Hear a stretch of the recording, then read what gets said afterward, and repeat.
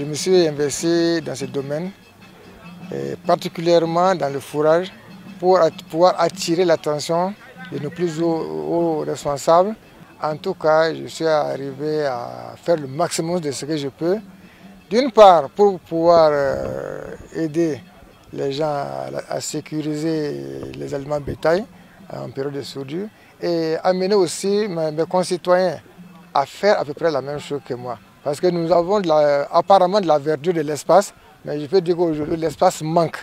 Donc ce que les bœufs doivent manger, pour que nous on ait le fumier, il faut le cultiver et on peut le cultiver. Et c'est pourquoi je suis très content que ça ait pu attirer l'attention du ministre et qu'il soit venu chez moi. Et tout mon peuple est content avec moi et se réjouit aujourd'hui.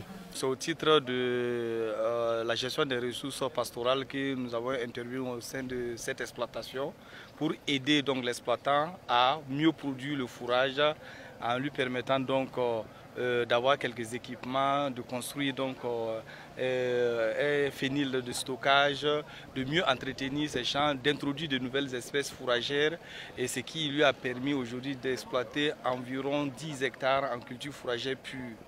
Donc ce qui va lui permettre effectivement donc de nourrir ces animaux d'abord, mais vendre le surplus donc aux pasteurs qui sont des acteurs mobiles donc qui pourront passer dans sa localité.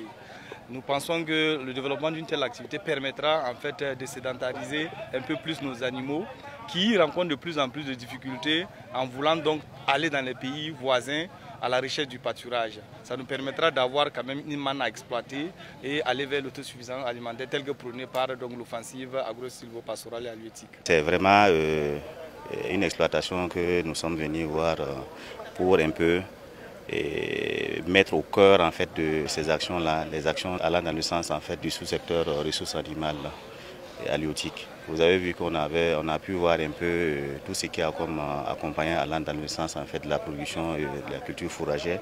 On a vu également la production halieutique, la production maraîchère, la production fruitière.